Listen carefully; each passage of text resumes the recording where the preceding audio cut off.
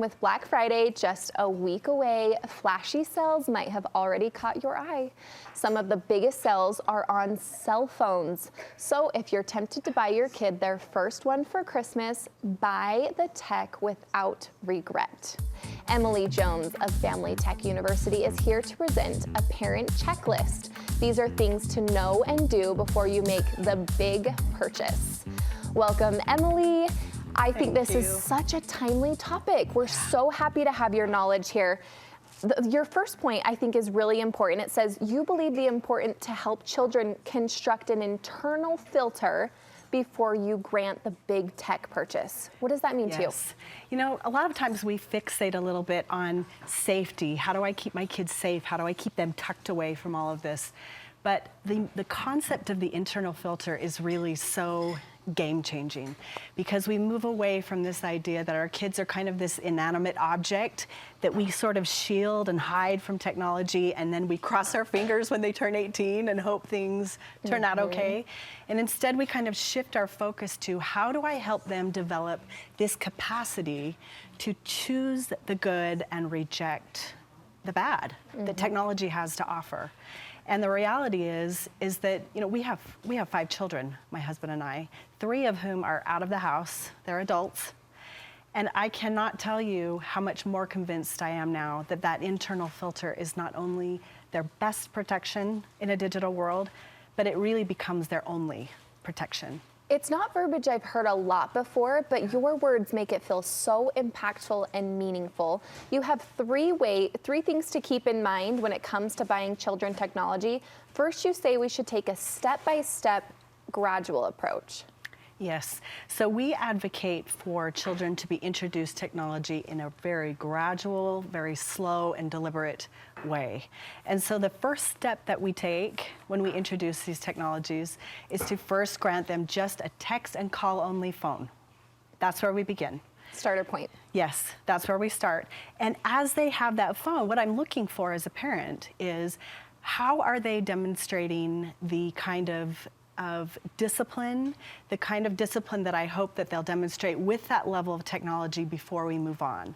So when they have that text and call only phone, we watch them. Are they able to plug it in without a fuss at night into that family charger when it's bedtime? Are they able to kind of manage their texting habits in such a way that they're not ignoring the people in the room around them? Those are the kinds of things I'm watching for before they move to stage 2, which is just a smartphone that is limited, kind of a limited smartphone, meaning no browser, no social media, but a few parent-approved apps that they can start easing into. You're giving them that freedom, but you're giving it to them where they can manage it in each stage, which feels empowering to them, but also keeps them safe. It's really true. It's this gradual approach, and we really have to view them as kind of blossoming agents. These kids are agents. They are living, breathing people who have to be trained in a gradual way on how to make wise decisions. And so after that second stage, we move to the third stage, which is kind of that full-fledged smartphone with all of the good filters and monitoring in place.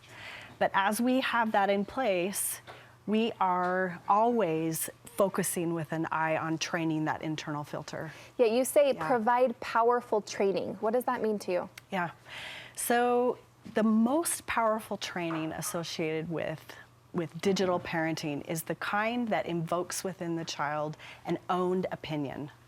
So it's I behave this way with technology because it's good for me. It brings me a better life, not because mom's forcing, because dad's forcing.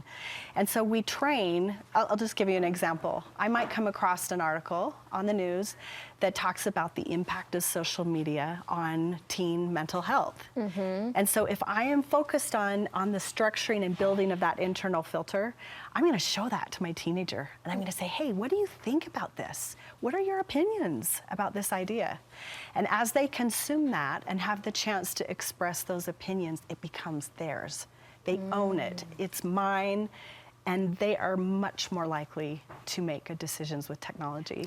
And it's that open conversation, it's that communication that provides them that safety net. This last one is have courage to take a step back. Yes. So I hope that parents can take away from this whole concept the idea that we as parents are going to make mistakes on occasion.